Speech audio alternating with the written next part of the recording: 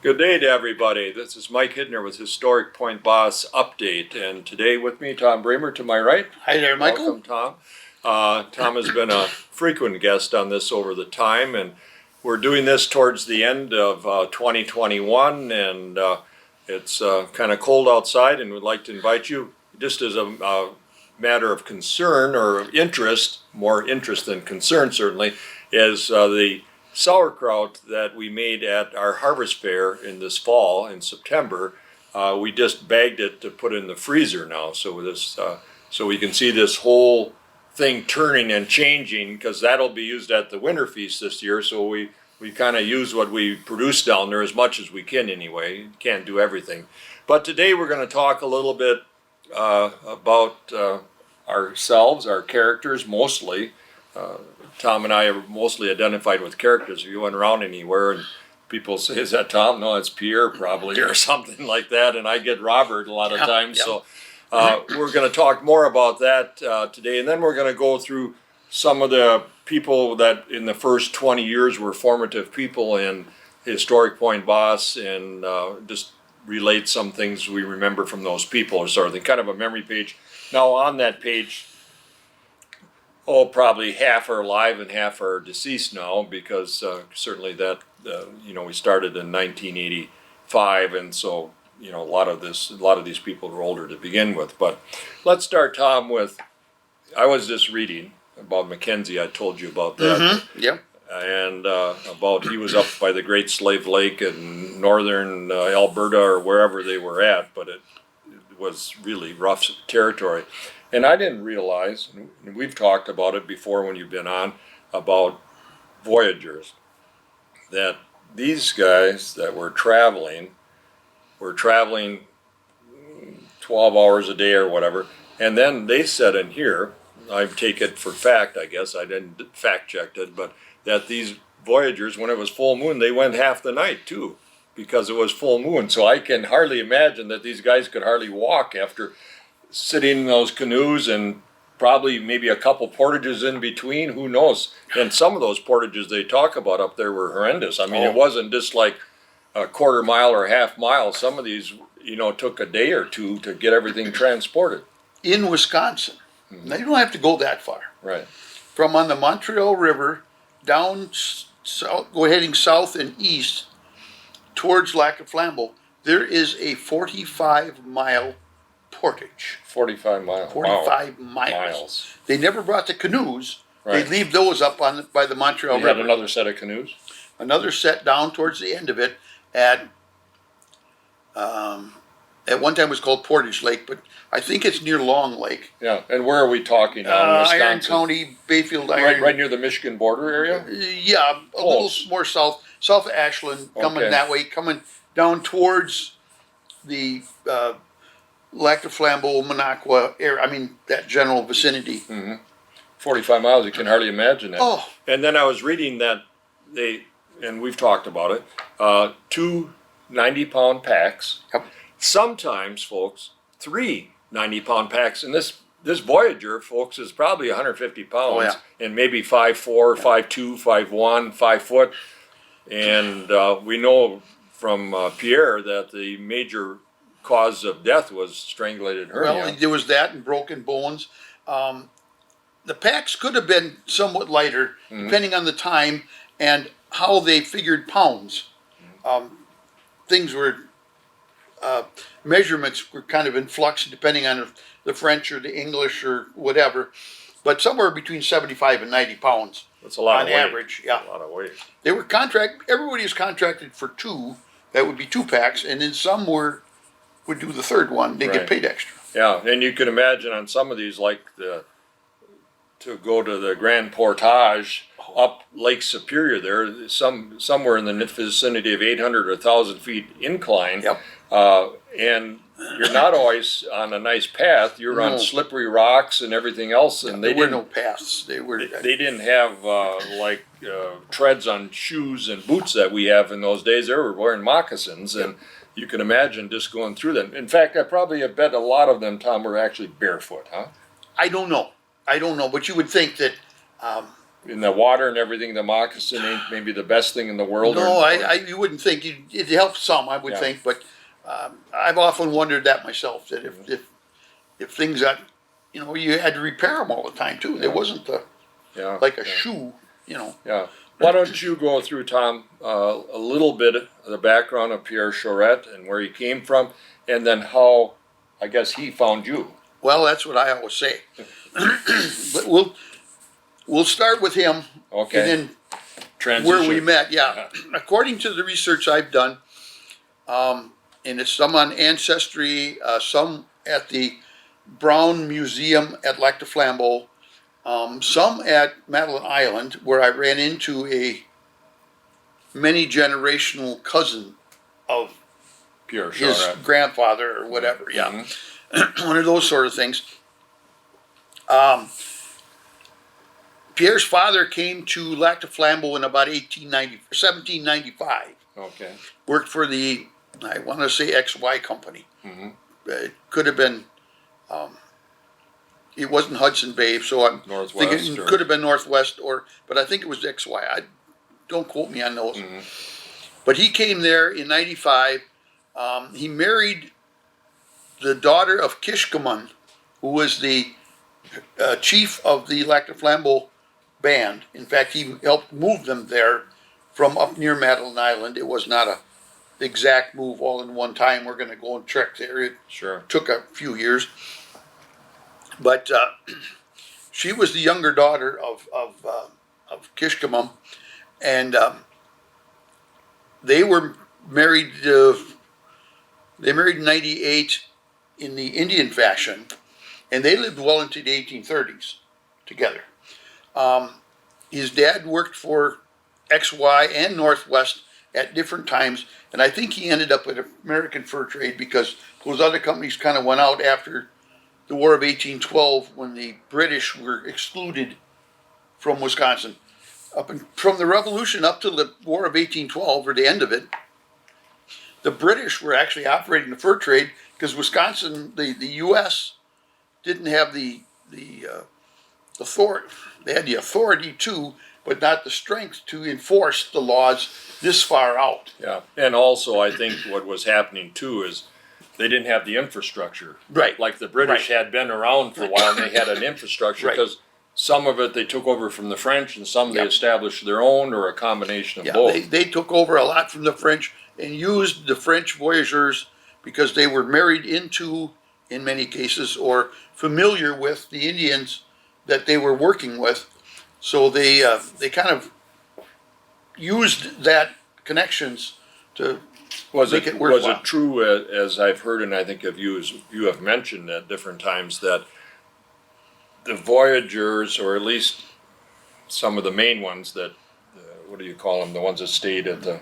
Either the partners or the bourgeois, the next clerks and managers. Kind of married into the chiefs of the different native tribes that they worked with, married into those to one of their daughters or something like that, so they had kind of an in, so they would have fair trading and maybe an advantage versus somebody else. And that's what women were. There were no French or English women out this far. I'm sure there were one or two. Well, but mostly there wasn't enough. That's for sure. No. So that if you were going to marry and stay out here, that's who you married because that's what there was. Mm-hmm. So and many of these relationships lasted for a long, long time. Mm-hmm.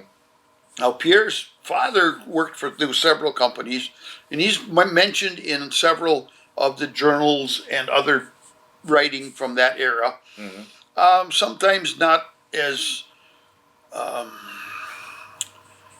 he's looked on sometimes better than others. Let's just put it that way. He could be a little bit of a scoundrel, I think. Okay. Looking out for himself and the business, and not necessarily. He might cut a corner or two. Let's just say that. His wife was one of the very few Indian women who were actually employed by the fur trade company as an employee, a paid employee, and she did some work up in the Keweenaw Peninsula area up north of Wisconsin. And I don't know exactly what it never really said, but it listed her on payroll at least 2 different years. So that she was recognized as an employee and a manager type from the company. So that speaks pretty well. They had, I believe, 9 children. Pierre was the 7th. Do you have any idea of how long any of the kids lived other than Pierre? Francois died earlier in the late 40s or early 50s, 1840s or 50s. The others I don't know. Some of them are listed on the ancestry thing, but I don't know. Because like with the Wakeleys, 2 of the boys died fairly young. Yeah. So, I mean, out of 9 children, 2 were gone. One, I think, Robert Jr., 10 years old, and then the other one that died, I think, when he was 15 or something like that. Appendicitis or one of them we deals, really don't know the exact reason, but we figure it's probably some medical reason. Yeah, but they were in the fur trade. If mom and dad are both working in the fur trade, you're working with them. I mean, Might as well. what are you going to do? Yeah. In 1823, the family happened to be in Mclaughlin at the mission there, and Pierre's wife, Keniqua, I think that's right. Now, don't hold me to that pronunciation. We got I've been any trying. Native Americans out there, we might have If you speak mispronounced Ojibwa, it. call me and tell me if it's wrong, please. But they were all in Mclaughlin, and so his wife was baptized and given the name Margaret. She had several of her kids were baptized, and then she and Pierre were married, or she and Simon Charette were married all in one afternoon. Oh. Which is not terribly uncommon. And we'd heard stories like that, and then you sit down and read it. And they have the record. There's a picture of the record. Now, I can't read it because it's very small and very French. So, but it was kind of neat to be able to see that and verify that kind of thing really did happen. Yeah, you've read about it, but now you see it actually, in fact, in your character. And then they went on, later on, one of their kids married, the daughter married into the Greeno relation over towards Grand Chute. And they kind of retired in the 20s and went over that way and still in help there, did some things, but we're not kind of stepped back from the hard trade. Now, other than that one third or fourth cousin removed that you met up in probably more like 14th. 14th cousin, you haven't run across anybody else that you know are related, or their name was spelled differently. Yeah, there's 2 different Charettes that come up in Portage County. One theory is that they're the same ones that's just changed the name. Another one that I just read not long ago said these 2 brothers came, but they didn't come till 1848, and they came from Quebec. Well, we know that Pierre's dad wasn't there in Quebec in 1848. He was already dead. Yeah.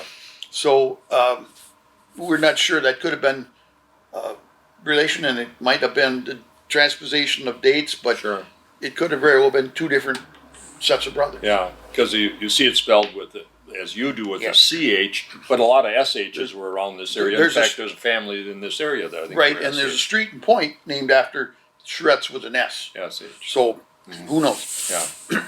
But I met Pierre on the pages of a history book. When the first couple of years we did the festival, we had the Northwest Territory Rangers come in, and they were a reenactment group that would come in and do programs for you. It was kind of great for us because we didn't really have anything, and we weren't even adept at characters yet, and so it was a good way for us to at least present something we hope to do in the future. Yeah, because we really didn't know what we wanted to do yet. But after 2 years, several of the people moved to different areas, and that group broke up. And we were speaking with one of the guys one time, and I'm going, what in the heck are we going to do? And he looked at me and said, do it yourself. And that's kind of what we did. So I was looking in the book, and I was kind of thinking that French connection thing would be good because it would be another phase of the Wakely family history that wouldn't, I mean, no, it wasn't part of the Wakely family history, but history of Wisconsin that they didn't tell, needs to be told. Did we have the trading post at that point? No. This was even before. Oh, yeah. Pre the trading post. In fact, I'll tell you a story about that from just this weekend. Sure. But so I went down to the library, and I don't remember which one said history of Wood County thing. Mm-hmm. And I'm looking through there, and I've kind of got this idea of doing something along the fur trade end of things, just to, you know. And I read about this Pete Charette and his brother Francis, who were here, and I'm going, well, they had to come from somewhere. We know they're French, and they said that they were part native and part French, so that gives them a credence in having been here a while. Sure. So I said to myself, well, tell you what, I'll just form a character and make him Pierre rather than Peter or Pete.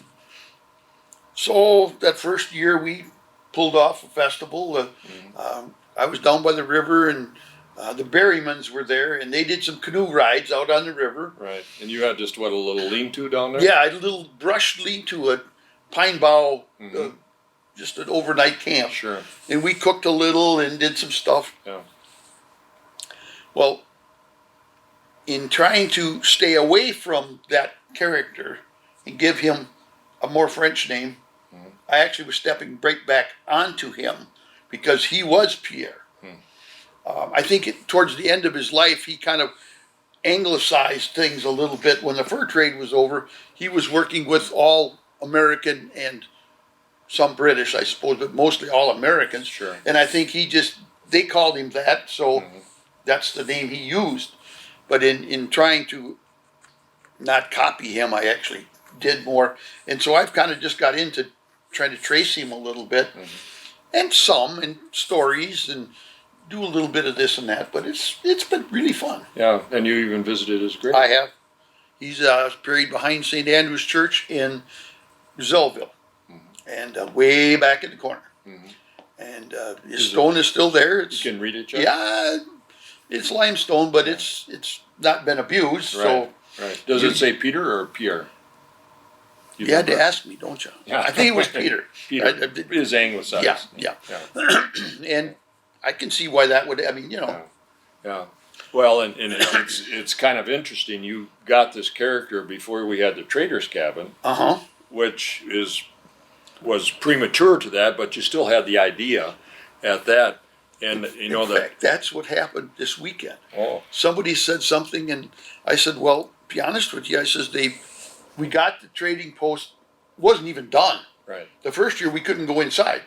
I sat by the door and talked about the building with just the sleepers that were down there for on the ground or crawl space. Crawl space, and there was no fireplace the first 3 years. And I says, and after that, when we got the floor in and we could use it, I just sort of moved in, never asked anybody, and nobody said get out, so I stayed here. And that was 20-some years ago. Well, and the beauty of it too is how the trading post cabin came to us. We had a call from some folks up on Strawberry Lane, and they're remodeling their house. Now, in the middle of this house, when they're remodeling, they find this is a log house inside of it. And holy cow! But in the deed, the first owner of that property was Robert Wakely. So who knows? I don't think he ever lived in it or anything, because it had Civil War era newspapers as insulation in it. So it was probably built in the 1860s or just shortly after. 50s to 60s. Yeah, sort of thing. But they needed it taken out of there. And so we did that on I think it was an Easter weekend. Yeah. And we borrowed some trucks to haul it, and it was taken apart and moved down there. Actually sat in the parking lot, I think, for 3 or 4 years. A good 2. Good 2 years in our parking lot, because, well, we didn't have the wherewithal to put it up, and then we also didn't know where to put it up. Now, where you see it located, kind of off towards the mouth of the creek, was done on purpose because we wanted to separate, because actually trading post is premature a little before before the Wakeleys, because by the time the Wakeleys got here, the fur trade was all done and it moved further west or north or whatever sort of thing, or maybe disappeared because of the So silk the fur hat, trade kind of just died right in there too. because of the popularity of silk hats. Right, Now the right. beaver fur wasn't a big item anymore. So that's why the trader's cabin, if you always wondered, well, it kind of sits off by itself. So we're trying to give it a little space so that we kind of keep it away a little We bit. keep that grove of trees between us and there, Right. so that you can see it, but it's sort of hidden a little, and that's on purpose. It's a little bit of a time capsule, and we want to interpret it as a little before the Wakeleys are there, but it's also on the site for Point Basse, which is interpreted, basically the board decided 1986 or whatever, from 1840 to 1860. Yeah. This is a little earlier than that, would probably be more or less like the Greenos down on Iron Creek or whatever in that era. It would probably be very comparable to this. Yeah, I would think. This sort of thing. So anyway, that was interesting. Now, my first character I got into was Father Rene Menard, French Jesuit. And I don't know why. I guess maybe I was playing off of Tom. Tom was... Yeah, but I wasn't doing it yet. You did it before I was. I had done some research, and he was... I don't think he ever got this far south that we know of, but he came down as far as like Wausau area and that sort of thing from Lake Superior. And he was ministering to the Native Americans that were shoved out by the Iroquois, that the tribes had moved west because they were basically, their territory and everything was eliminated. The Iroquois kind of took over. And so they moved into Wisconsin, and he had either administered to them or were told about them, and he moved here to minister to them. There was a group of Christian Hurons Yeah. that had come, and they were up towards Jim Falls, up in that Taylor County area. And they had sent word, they'd heard there was a Jesuit up on the lake, and that they would then, he went to be with them, and he was lost. Yeah, yeah. And so that was kind of a natural for me at the time. And so I think for probably the first 3 or 4 years, I remember pictures and with my kids in parades, and the kids were dressed up like little Native Americans, and I was going with my handmade cross staff or whatever you want to call it, and so I did that for 3 or 4 years, and then when we got to the point where the Wakeley House was going to be interpreted sometime in the not too distant future, when Wisconsin Conservation Corps, the youth, basically a youth corps, was there to help jack up the building, replace the sills and the foundation of it because the house was sinking. I think at that point, I think it was happenstance. I had a beard. I was active. Robert Wakeley had a beard, and I think I just fell into it almost like he chose me, just like Pierre Charette chose He's a you. little shorter than you are, but at the time, the picture that we have of Robert and Mary, you at that time looked much about, because he was kind of salt and pepper gray, and it made sense. Other than you were a good deal taller, but right. So that's okay. so I just kind of morphed into from Father Rene Menard into Robert Wakeley, and certainly Pierre and I don't own these people. I mean, there can be 25 Robert Wakeleys, because certainly I can't be there all the time, and I think a lot of other people, when they interpret the house or something, don't say anything about Robert Wakeley or anything. They just say, well, I'm here today, and Mary's gone or whatever it is, and they do their interpretation. We're going to talk a little bit of folks about some of the background and especially the people that were involved, especially in the first 20 or 25 years of historic Point Basse, which was known at the time as Wakeleyan Preservation. The name change came in 91, 92. Oh, yeah, I suppose. I don't remember. I remember when it happened. Yeah, I think it was the impetus from that was Rob Nuri, and we'll talk about Rob a little bit, but he wanted to encompass the whole site. And in retrospect, it was a good idea. It was the thing to do. Yeah. So first we got to start out with Dave Engel. Dave was a writer at the time, correspondent for the Tribune, did a lot of historic stuff, and he wrote about in 1984. Tom got this. It's a newspaper clipping, but I can hold it up for a minute or so, then people could get a chance to read it. But This was an article on November 16th, 1984, but he had written a couple times in July or whatever before that about the Wakely House. Mm-hmm. The Wakely House was on property owned by Nakusa Papers. It was kind of a party house, and people were hanging out in it. The Nakusa Papers was worried about liability.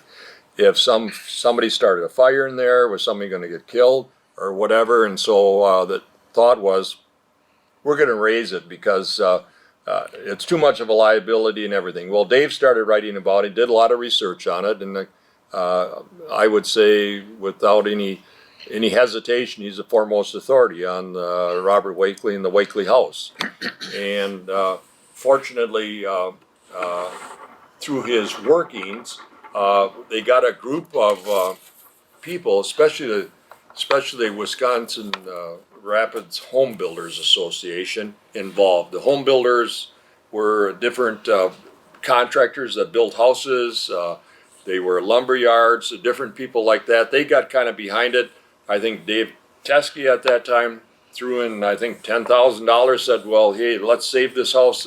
You got quite a momentum going. Mm-hmm. So Nakusa Papers put a halt on tearing that down and decided, well, let's see if this group amounts to anything and see where they form and how it comes about.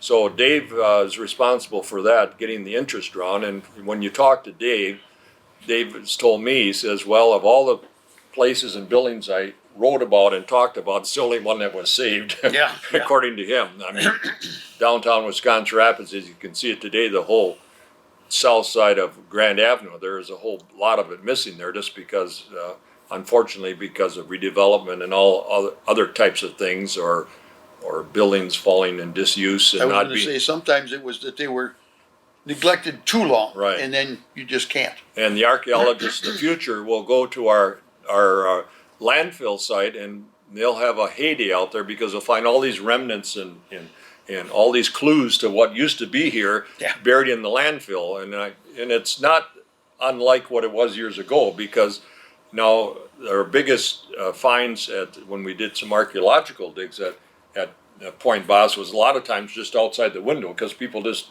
tossed things out, or they had a pit where they buried stuff or whatever, or an old outhouse pit and they just filled it up or whatever when they moved the outhouse. So it hasn't changed much in several hundred years, folks. It's basically the same. Even more than that. In England, that the thing now is they're excavating where there were old houses and where their cesspit was. Right, you know, and they go through and they find all kinds of stuff. Well, in a recent trip my wife and I had to southern Italy and Sicily, the Phoenicians were there, the Etruscans were there, the Greeks were there, the Romans. They all built on top of each other, because usually the best place in town is where they built, on the heights and the best view. And so we're doing the same thing in our own day and age.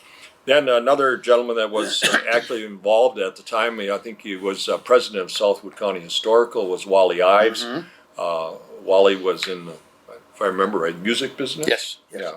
And Wally was very active in getting behind this. At one time, they even thought of the Wakely house to bring it up and put it behind Southwood County Historical's museum. On the old flat spot down by the river. Yeah, the old Witter house. And they thought about putting it back there, but I don't know if Emily Baldwin talked about it or what, but it wasn't feasible plan to do, sort of thing, especially in the shape it was in. It would have been hard to move it in that shape. And then Art Bernhardt, he worked for Nakusa Papers. He's the one that gave us the key to it in 1986, just after the first of the year, handed us the key. I think it was more of a formality. I think the property had transferred before that, but it was a formal handing over the key. I remember it was a January day and it was colder than cold. But anyway, Art has always been a good contact, and I've seen him over the years. He's always been cordial about it, and one of the people we remember especially from Nakusa Papers that were willing to do that sort of thing. He and Joe Strub, I think the two together really made it happen. Pushed it over the top for us. Yeah. And originally they gave us, the land just west of the creek. The creek was our boundary, so we only got like 5.3 acres to begin with. That's why when we had a festival, Well, we had everything out there in the middle of everything because there was no other place. Parking was out there on the site, Yep. and if we had some people plowing fields, they were plowing fields on the site. The entertainment was on the site, and it was when we look back, Really crowded. yeah. When Tom and I look back at it, especially since we've been involved a number of years, is we were just down there on Monday, and I told Johan, one of our workers, and we brought some things back over to our pole shed, and I said, yeah, I can't hardly believe it when I just think about it, where we started and where we are today. It was so incremental, so small steps each at the time. Every 1 year we did this, and then maybe another 2 years we did that. I mean, it was so incremental, it doesn't seem possible. But after 35 or 36 years, it's happened. But it's unbelievable. Another gentleman that was rarely involved was Brian Mcdermott. Mm-hmm. Brian was our first president, a member of the Home Builders Association, very active.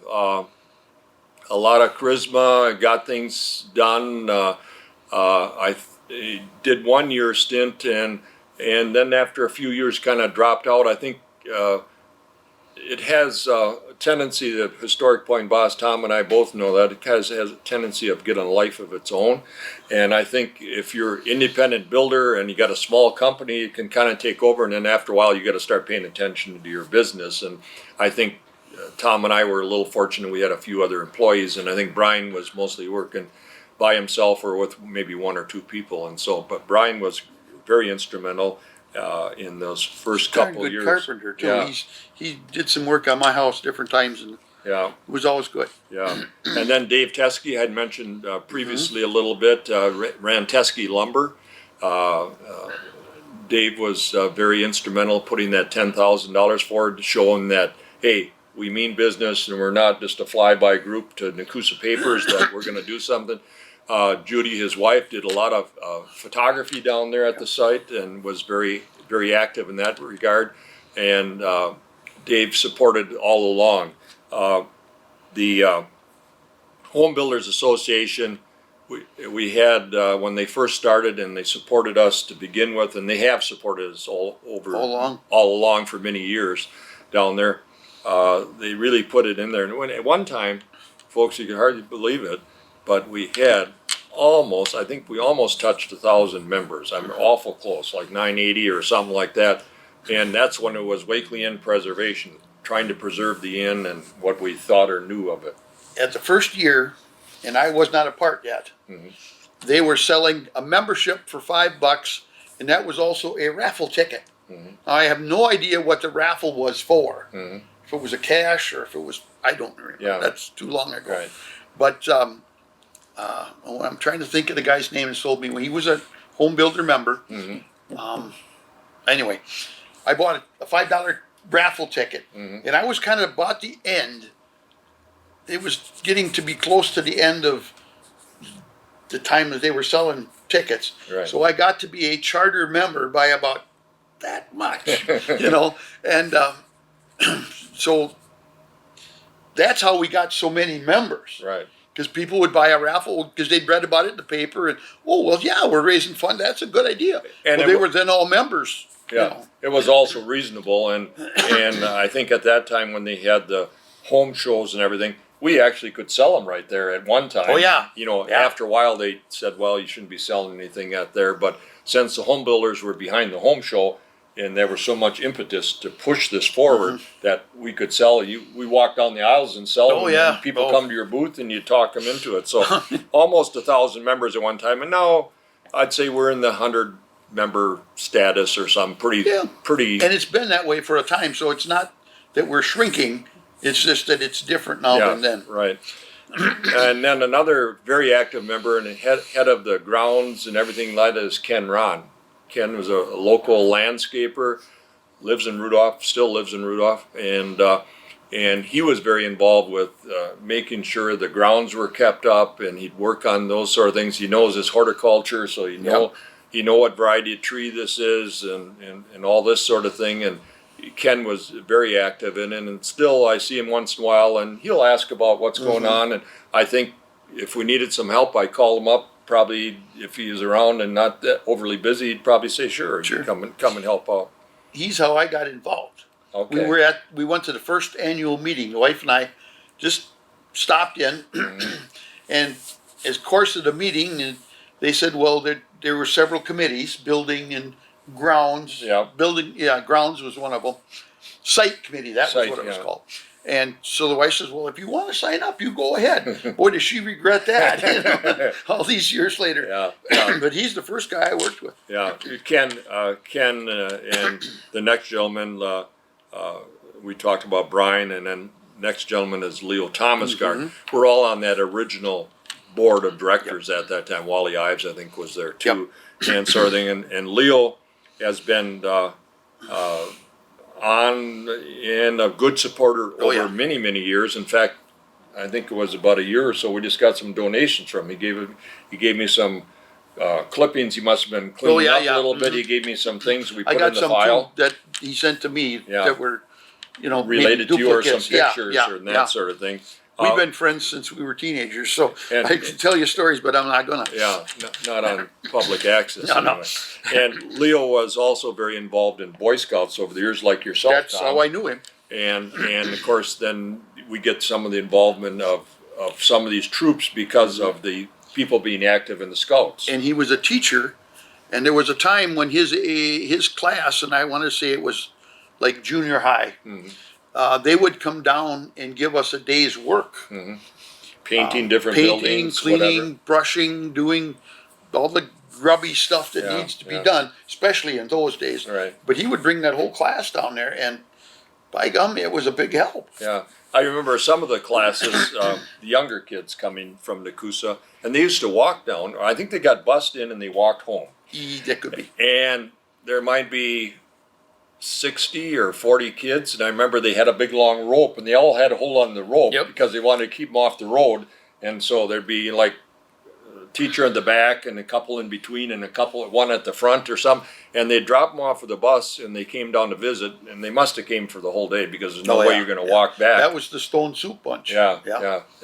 And I don't know if they were in the old school yet, or were they in the new school? Probably the new school by then. I would never know. Yeah. But anyway, that was a great memory. Next is the Holtz family, Dennis, Cheryl, and Cindy. Dennis and Cheryl's kids too were involved. Yeah, and Dennis was great because he had a lot of carpentry skills. And we look at a picture here. I just got a book of our, Marianne Mitchell did it up, and it's called Our First 30 Years.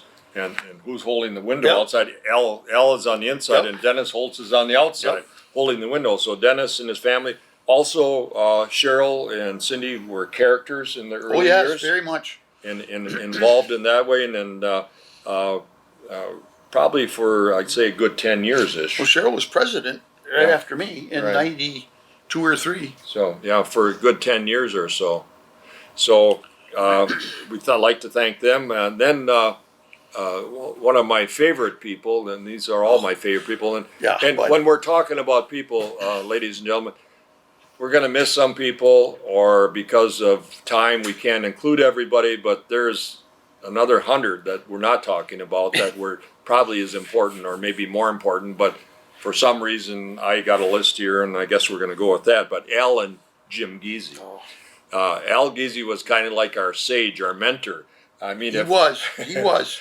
He'd kind of hold us to a task, and he'd say, well, you sure you want to do that, or something like that? And your mother doesn't like it when you talk like that. If you had something go wrong and you hit your thumb, he'd straighten you up. And I admired that man so much. Yeah, and he was a gentleman. He was single at the time. I think his wife had passed away. Yeah, and lived right across the river from us on Point Basse Avenue in Nakusa. Friend of my mother-in-law's as a child. Yeah. And his son Jim Giese, who was involved in fact, the pedestrian bridge when you walk across Wakely Creek was built by Al and Jim and family, and the family involved. Well, that was early on. And so they were involved, and Jim and his family were involved in for a number of years of making the sauerkraut at the site. He came in with 5 or 6 family members, and they used to make like about 25-gallon pails, 20 crocks worth or 25 worth. Of course, they made it for a big extended family. So I'd like to thank Al on that.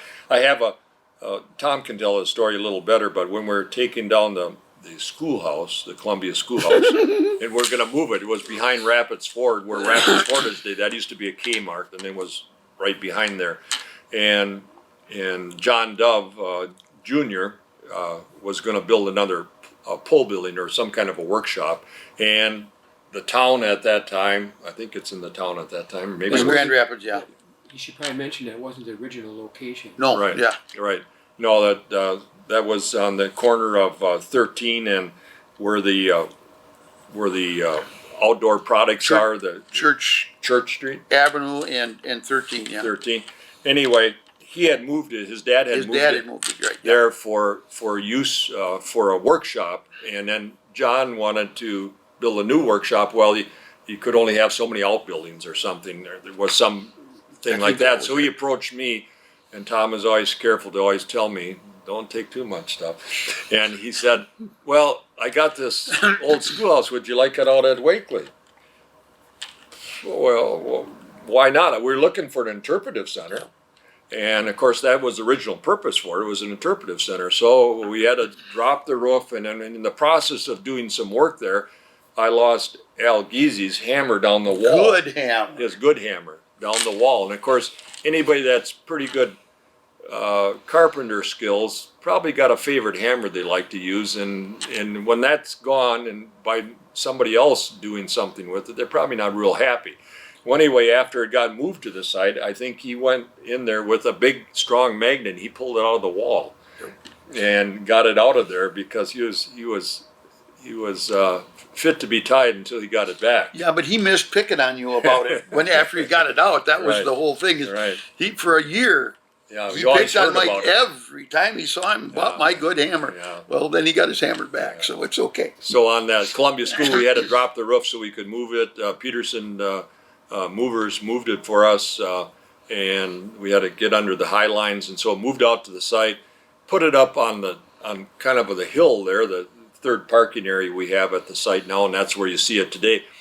One of the reasons was that we want to use it as an interpretive center, and though it's old enough, possibly be on the other side. I think it was started as a school in 1860. Yeah. It's way on the tail end of everything, and as an interpretive center, probably want to interpret it before the people walk across the creek and go to the 1840 period more so. But we can talk about our next person, Jean Fritz, got involved. Oh yeah. And she was a one-room school teacher. Well, she saw that schoolhouse and she just like a whirlwind took over, and first thing you know, it's a schoolhouse. Yep. And it was supposed to be an interpretive center. So we thought, well, and then she had gone so far with it and she was so dedicated and wrapped up in it, we couldn't hardly pull the rug out from under her. Nope. So Jean and her husband Arnie got involved, and she did a lot of interpretation for school groups and for other groups and everything, and was very active, and basically that schoolhouse is what it is today because of Jean. Yeah. And her dedication to it. Next is Marianne Mitchell. My other wife. Yes. Marianne is, if you want to say, she's our girl Friday, Saturday, and Sunday. She's done everything from being board secretary. She's a board member now. She's run the festival with some help, certainly for, I think, other than one or two festivals. She's run the festival and is the main contact with our different people that come. Yeah. And if you ever got anything you want to do, you call Marianne up, and 9 times out of 10 she says, sure, I can help her. I'll do this. So Marianne's been a great help and been there basically almost from the beginning. So before me. yeah. Yeah. So thanks to Marianne, and hopefully she'll see this sometime and see that we're mentioning her. Rob Nuri is the next person. Mm-hmm. He kind of came in. His folks lived in Wisconsin Rapids. In fact, his dad was Katrina's godfather. So there's a little of a family tie, not by relation or anything like that. But and so Rob was a young man that had a lot of ideas, changed the site name. It was his impetus to change it to historic Point Basse because he wanted to encompass the whole site. We were talking about Wakely Inn. Well, that's just one building. As we added more buildings, shouldn't we talk more about the whole site? And I think he was 100% on. We really don't have the Wakely's Inn. Right. We have their house. Yeah. And once that became really established as fact, then it's like, oh no, we got to do something here because this is not Wakely Inn. Right. This is Wakely's. That's somewhere else. This is personal house. And Right. the house, the inn was just north of where the Wakely house across Wakely Road, but of course it was floated down river later because of the less people coming into the area and Highway 13 and some of those changes where people weren't coming by it anymore. So that was floated down river to Lone Rock, Wisconsin, and it burned in the 1930s. But fairly big inn by standards of that day. Oh yeah. I tell all the kids when I interpreted that there was inn there, but and I tell them it's like a hotel. But I said it's not like what we think of like Holiday Inn or anything. There isn't like one room for each family or sort of thing. They had a women and children's room, and they had a men's room, and then they had some eating and maybe some spirits downstairs. But it was more like a dormitory where you went in there and you maybe just laid your bedroll out and you slept on the floor. You brought your own bedding and you might have, yeah. Yeah. If you got a bed, you were really lucky. Yeah, they might have had maybe one or two rooms in there they rented maybe to some higher class people are traveling through. They wanted a little privacy, but otherwise it was more dormitory style. But Rob was very good because he kind of held our feet to the fire. Every once in a while, not necessarily Tom and I, but a lot of times the board of directors would want to change something, and Rob would say, no, you can't do that because that's not historically correct. He got us going on our first ice cutting. Yep. It was on a friend of his pond, and that was a fiasco. I think would your truck lose its Cost me a transmission? new transmission, yeah, on my truck. Tom was hauling ice, and I think it sat by the side of the road for a day or two. Yes, it did. Yes, it did. And it was cut off a private pond, and then we went to the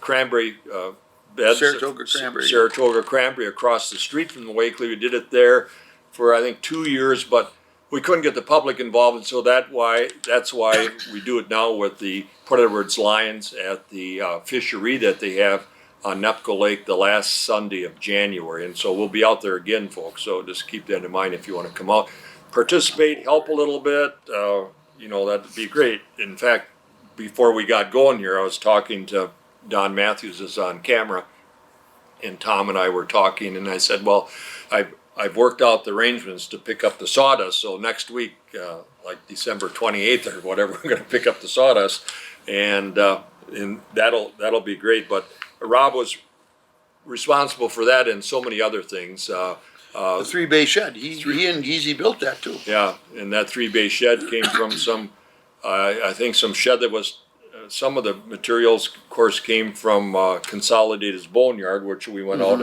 and figured out some of those big crates that came with this equipment that came from Germany, the machinery. Well, they gave us 1 or 2 days to go out and salvage. I think the Boy Scouts might have salvaged some stuff out there. There was a lot of people. A lot of people went out to the boneyard and got some of that. I think from Walker Cranberry, some of the bigger posts and beams were salvaged from them. They were tearing down a shed at the time, and so in our shed is a copy of the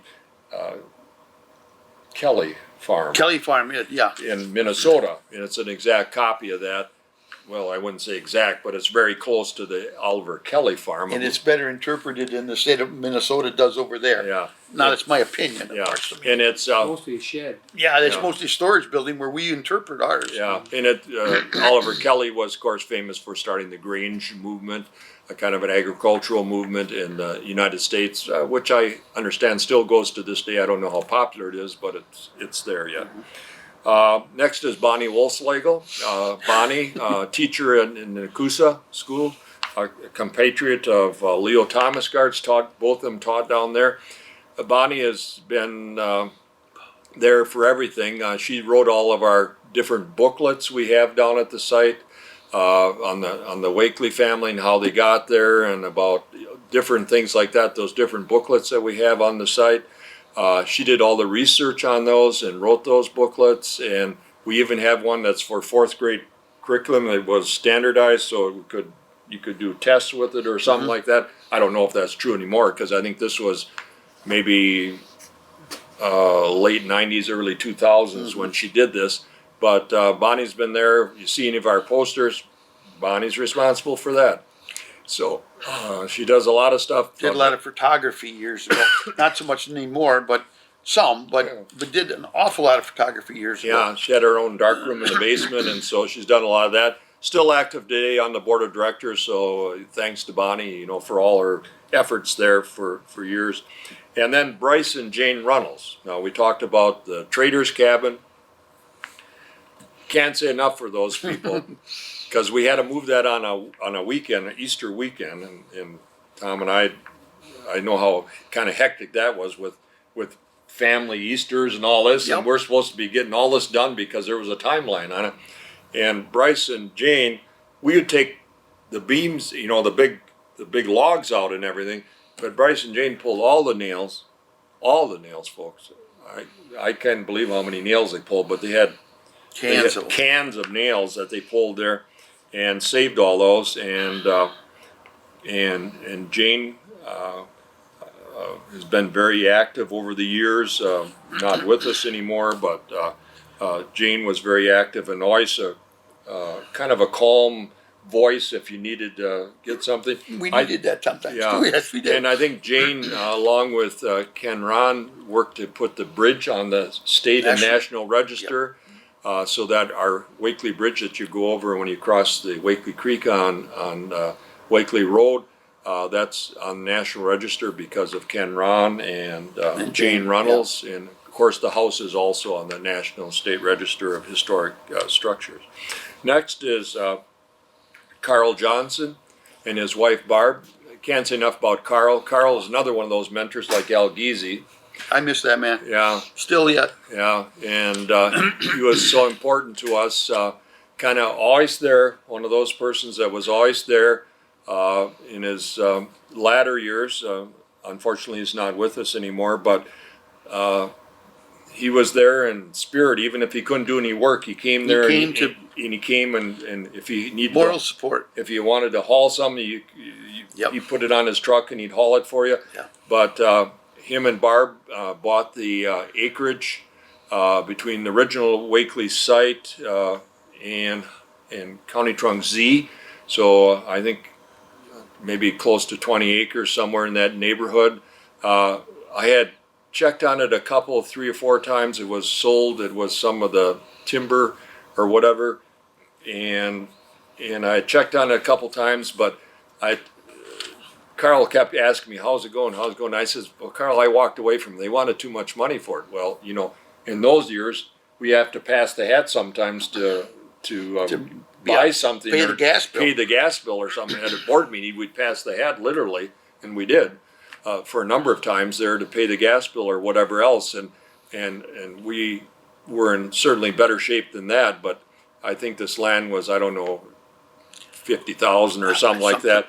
And I backed away from it. I had been part of a negotiation a little bit, seeing if we could get it, because it would be ideal. Then we got a solid block from County Trunk Z to the river, and of course they bought it kind of unbeknownst and kind of a surprise, and came around with the deed, and he took it on his own, him and his wife Barb. And so thanks to Carl and Barb that we got that piece of property there, and it gives us one big piece of property from County Trunk Z to the river. Next is Mark Scarborough. Mark was a reporter for the Daily Tribune, a compatriot of Dave Engel at the time when they were both at the Tribune. Mark did everything from interpretation.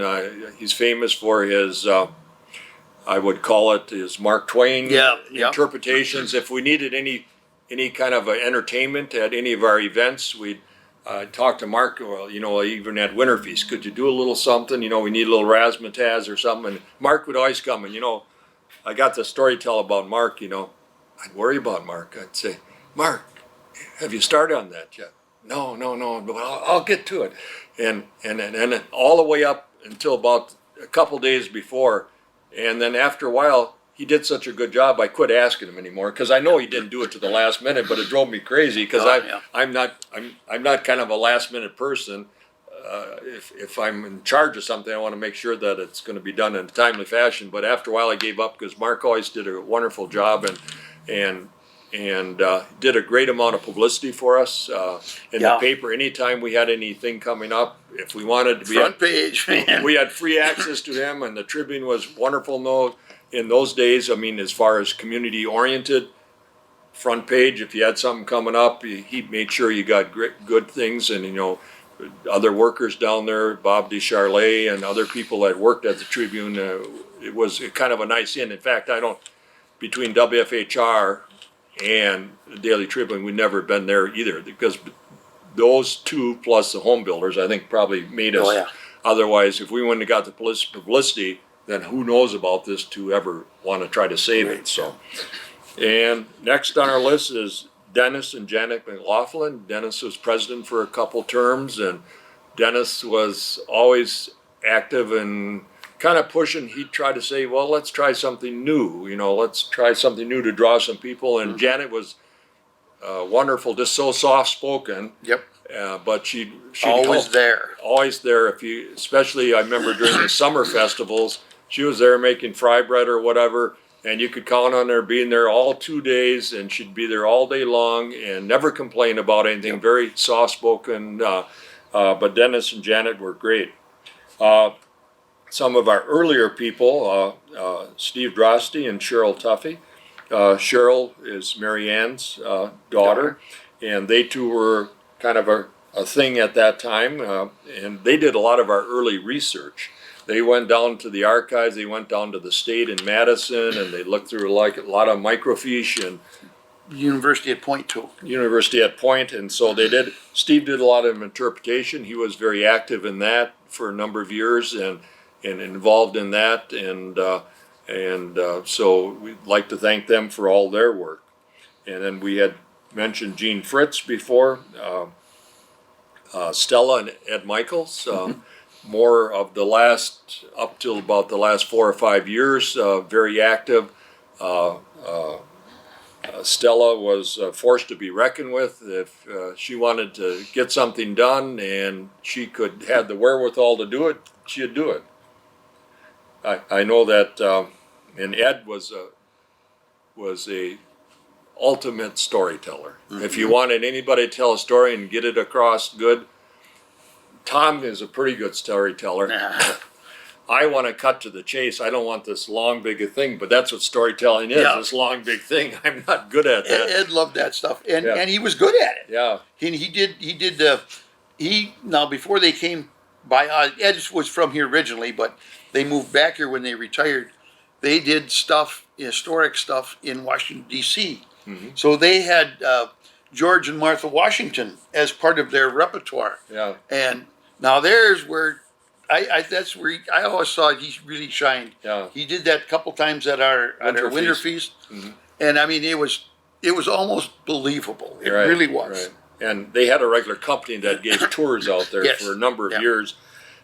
And of course they sold it and moved back to retire back in Wisconsin. His sister lived back here and that sort of thing. So Stella and Ed, Tom and Kathy Mitchell. The Mitchells were involved when the Holtzes were, and Brian Mcdermott and everything.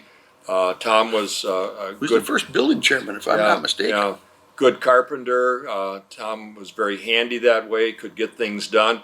Kathy was always involved with interpretation or taking tickets, or secretary for a number of years, and our treasurer did that sort of thing for a number of years, and always very involved in the community. We love. The next person is another one like Al Giese and Carl Johnson is Lloyd Burt. Yep. Tom, tell them the story about the day you were down there working in winter. We were working on the cabin. There was no roof on it yet. There was the joist, the rafters were up. We were securing the windows, the northwest window in the cabin, and I talked to him earlier in the week, and I says, I'll pick you up after 8 o'clock on Saturday morning. I had to work till 8 o'clock. So we went out there and we got our bundle up. Oh, it was cold. Sunny, nice, beautiful day, but it was just bitter cold. And we went out and we started putting these big frames around the window, and we got it in, and we got back to the truck, and it was like noon. And we turned the radio on on the way back, and he says, well, it's warming up, folks. We're up to 0. It had been 20 below 0 when we went out there. No wonder the electric drill batteries didn't work. We had to do everything with the hand tools. We got it done, but I mean, we didn't realize how cold it was, but we were working, so it was, you know. Yeah. And Lloyd was good. He was always there to volunteer and to help. Didn't matter what it was, he was there to help. Also, Lloyd was one of those that did a lot of filming for us, for public access and for other things. He filmed, and he was actually, I think he's got a number of awards for a number of years. He was the #1 volunteer or something like that. But Lloyd did a lot of work for us, and his wife actually Bernice worked here for a number of years. So we remember Lloyd and Bernice fondly. Somebody that is kind of a little bit outside the family, but been very involved and always concerned about us is Jim Allen. Jim, if you ever want anything or need to know about something, go see Jim, because he either seen it or he has it or whatever. And Jim has been over generous to us over the years. Anytime something we need or something, either he sells it at dirt cheap or he gives it to us, and everything from lumber to tools to blacksmith stuff and that sort of thing. And he's been a wealth of information, because he remembers from his, like we do, but I think his dad kind of farmed and did some of this stuff. He remembers back his dad doing this or that, and I know Don has been involved with him a lot, and Jim is always enjoyable and is always asking, you know, what's going on, you know, can I help with something, or he's always concerned about what's going on at Point Basse, so we really enjoy. Well, he's a third generation carpenter, and he has a lot of old tools that he has donated to us and expertise, so he's really a wealth of information. Yeah, and our last person, but down memory lane for today, folks, is Ellen Sabetta. Worked at Southwood County Historical.